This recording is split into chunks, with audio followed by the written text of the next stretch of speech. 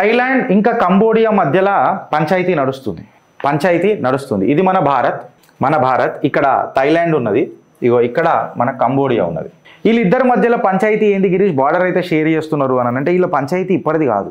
వీళ్ళ పంచాయతీ ఇది సుమారు నిజంగా చెప్పాలనంటే 100 సంవత్సరాల 1907 మ్యాప్ తీసుకొని చూస్తే ఒక టెంపుల్ని ఉద్దేశించి వీళ్ళ పంచాయతీ నడుస్తుందంట.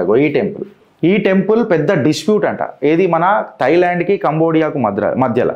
ఇక మనం జనరల్గా ఏందనంటే మనం థాయిలాండ్ పోయినామేనంటే అందరికి ఒకటే నెత్తిలో నడిచేది థాయ్ మసాజ్ అని చెప్పి చెప్తారు. సరే, నేను ఇక అక్కడికి పోదలుచుకోలే, ఆ మసాలా మిడ్ నైట్ మసాలాల గురించి నేను మాట్లాడదలుచుకోలే. కాకపోతే కేవలం ఈ పంచాయతీ మొత్తము ఒక దేవాలయాన్ని ఉద్దేశించి అని చెప్పి చెప్తున్నారు. దేవాలయం అని అనగానే నాకు ఎక్కడ లేని దేశభక్తి అండ్ భారతీయ భక్తి రెండు పెరుగుతాయి కాబట్టి. ఎందుకంటే మన రూట్స్ ఏడుదాకా పోయినాయో చూడుండ్రి మీరు. భారత్ యొక్క రూట్స్ ఏడుదాకా ఉన్నాయో చూడుండ్రి. 1962లా ఒక ఇంటర్నేషనల్ కోర్ట్ ఆఫ్ జస్టిస్ ఏదైతుందో ఈ టెంపుల్ కంబోడియాకు చెందింది, ఈ టెంపుల్ థాయిలాండ్ది కాదు అని చెప్పి కూడా తీర్పిచ్చిండ్రు. కాకపోతే థాయిలాండ్ దీన్ని ఒప్పుకోలే. ఈ మే 28 నాడు 2025 నాడు మే 28, 2025 నాడు ఇగో ఇదే పంచాయతీ ఈ డిస్ప్యూట్లో, ఈ బార్డర్ డిస్ప్యూట్లో ఈ దేవాలయాన్ని ఉద్దేశించి ఈ పంచాయతీ నడిచింది. ఆడేమైందనంటే థాయిలాండ్కి చెందిన ఒక సోల్జర్కి ఏదో దెబ్బలు తగిలినాయో గాయపడ్డదో అని అనగానే ఒక పెద్ద రిటాలియేషన్ షురూ అయిపోయింది జూలైలో. ఈ రిటాలియేషన్లో ఏమైపోయిందనంటే ఈ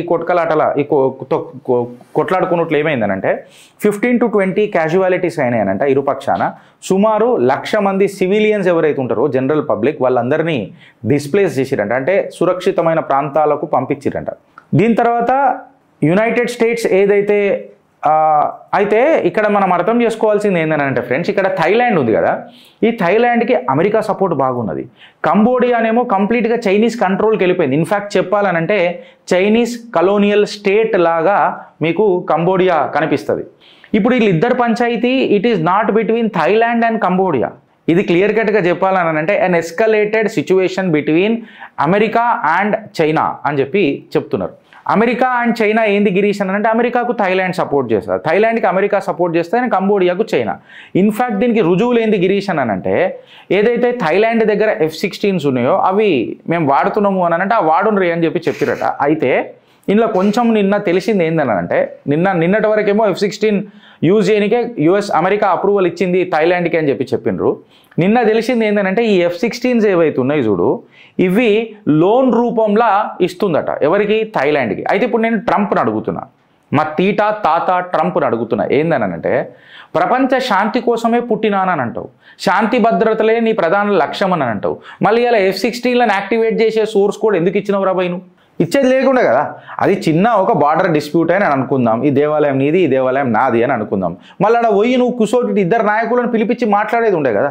నువ్వు భారత్ యొక్క సీజ్ ఫైర్ ఆపిన తాతవు, మళ్ళీ నీ ఈడెందుకు అయితలేదు అంటున్నా. ఇరు దేశాల తాట తీసి మళ్ళీ నీ డిఫెన్స్ ఎక్విప్మెంట్ అమ్ముకుందామనే బిచ్చ బతుకు అమెరికాది. అందులో ట్రంప్ లక్షణాలు లక్షల సంపాదన ఇదే. F-16లు ఎందుకు యాక్టివేట్ చేసిండు? అయితే ఈ రెంట్ ఏదైతే ఉందో F-16లు వాడనీకే ఇది చాలా కాస్ట్లీ చెప్తున్నది అమెరికా. ఆబ్వియస్గా ఇది మాకు వర్కౌట్ కాదు.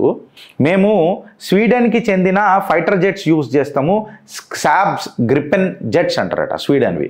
ఈ సాబ్స్ గ్రిపెన్ జెట్స్ మేము వాడుకుంటాము అని చెప్పి నెగోషియేషన్స్ థాయిలాండ్ అక్కడ మొదలెట్టిందట.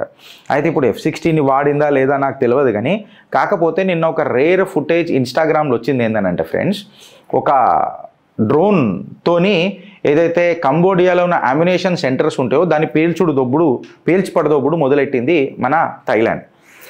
అయితే గిరీష్ ఇక్కడ పాకిస్తాన్ పేరు వస్తుందా మళ్ళా అని అంటే ఖచ్చితంగా పాకిస్తాన్ పేరు వస్తుంది. ఎందుకంటే థాయిలాండ్ మిలిటరీకి ట్రైనింగ్ ఇచ్చింది పాకిస్తాన్ అంట. అసలు పాకిస్తానోడికి ఏం తెలుసు అంటే థాయిలాండ్ పరిస్థితికి ఏముంటుందో నువ్వు కాదు సారీ థాయిలాండ్కి కాదు కంబోడియాకి ఇచ్చిందట పాకిస్తాన్. ఐఎమ్ సారీ, ఇది కట్ చేసుకుందాం జర మనం తర్వాత. పాకిస్తాను ఎవరికి ఇచ్చిందట ట్రైనింగ్ అంటే కంబోడియా.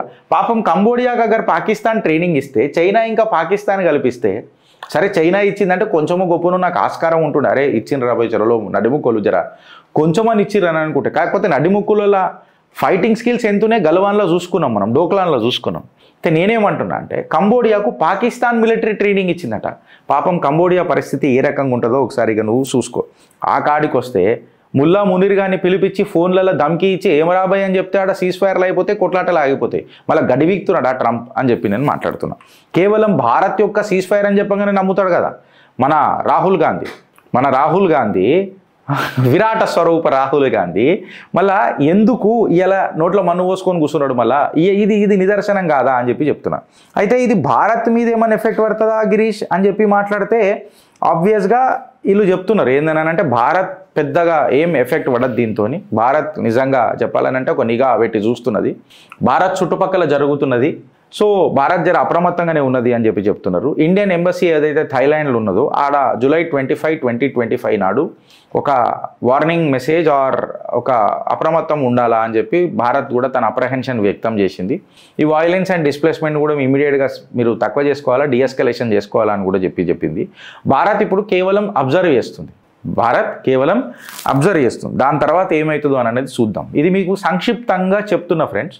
సో దీన్ని ఖచ్చితంగా ఇంధనం పోస్తుంది అమెరికా, ఎందుకంటే భారత్ దగ్గర జరుగుతుంది కాబట్టి. ఎస్కలేట్ చేసి చైనా ఇన్వాల్వ్ అయి చైనా కూర్చున్న దగ్గర కూర్చోక మెల్లగా ఈ ప్రాంతం లేకపోతే ఈ ప్రాంతం ఎక్కడనో అక్కడ గెలికినా భారత్ డైరెక్ట్గా దిగుతుంది కాబట్టి భారత్ని ఖచ్చితంగా ఒక యుద్ధ వాతావరణంలోకి చూడాలా, లేకపోతే భారత్ మీద ఒక అప్రహెన్షన్ ఖచ్చితంగా భారత్కి కొంచెం ఇబ్బంది కలిగించాలా అనే తత్వంలోనే ట్రంప్ ఉంటాడు కాబట్టి భారత్ నిజంగా ఇప్పుడైతే కేవలం అబ్జర్వ్ చేస్తుంది. ఈ అబ్జర్వేషన్ ఏడుదాకా పోతుంది, ఇది నిజంగా ఫుల్ ఫ్లెడ్జ్ వార్ దాకా పోతుందా, లేకపోతే అంత మధ్యలోనే డిఎస్కలేట్ అవుతుందా అని చెప్పి మనకి ప్రశ్నలు ఉంటే ఒకసారి థాయిలాండ్ ఇంకా కంబోడియా ఎకనామిక్ సిచ్యువేషన్ కూడా మనం అర్థం చేసుకోవాలి. థాయిలాండ్ కంబోడియా దూర్ తగ్గ తన కళలు కూడా థాయిలాండ్కి మ్యాచ్ కాదు. దాని సమ్ బిలియన్స్ ఆఫ్ డాలర్స్ ఉంది, సమ్ 520 బిలియన్ 600 బిలియన్ డాలర్స్ వరకు దాని ఎకానమీ ఉన్నది. దీన్ని తిప్పి కొడితే అందులో 1/10 కూడా ఉందో లేదని చెప్పి జనాలు మాట్లాడుతున్నారు, ఆర్థిక నిపుణులు మాట్లాడుతున్నారు. సో కంబోడియా అది ఖచ్చితంగా సస్టైన్ చేయకపోవచ్చు. అండ్ మోర్ ఓవర్ చైనా తన డిఫెన్స్ ఎక్విప్మెంట్స్ కంబోడియాకి ఇచ్చి అప్పుల పాలు చేసి ఈ ఏరియాని తీసుకొని ఈ సౌత్ చైనా సీల ఖచ్చితంగా ఒక గ్రిప్ సాధించుకునే ప్రయత్నం చేసే తత్వం దానికి ఉంటుంది కాబట్టి మళ్ళీ ఏదైనా చేస్తే చేయొచ్చు. ఎందుకంటే సౌత్ చైనా సీల ఖచ్చితంగా దాని ప్రిజన్స్ పెట్టుకుంటుంది, ఎప్పుడు కూడా చైనా ప్రిజన్స్ పెట్టుకొని ప్రయత్నం చేస్తుంది కాబట్టి కంబోడియా ఖచ్చితంగా సప్లై చేస్తుంది, ఏదో చేస్తుంది. ఇక పాకిస్తాన్ వాళ్ళు ఇంటెలిజెన్స్ సప్లై చేస్తారు, ఇక అది చూడముచ్చట సంసారం ఉంటుంది. ఇక నాకు తెలిస్తే ఎట్టు పోయినా కానీ కంబోడియాకు చాలా డేంజరస్ సిచ్యువేషన్లు ఉంది, చైనీస్ కలోనియల్ స్టేట్ లాగా మారింది. సో ఇక దాని పరిస్థితి ఏలాగా ఉంటుందో మనకు అందరికీ తెలుసు. మనం శ్రీలంకలు చూసినాం, వేరే దేశాలు చూసినాం, ఆఫ్రికా దేశాలు అలా చైనీస్ పెత్తనాలు చూసినాం, పాకిస్తానే చూస్తున్నాం, పక్కకున్న బంగ్లాదేశే చూస్తున్నాం.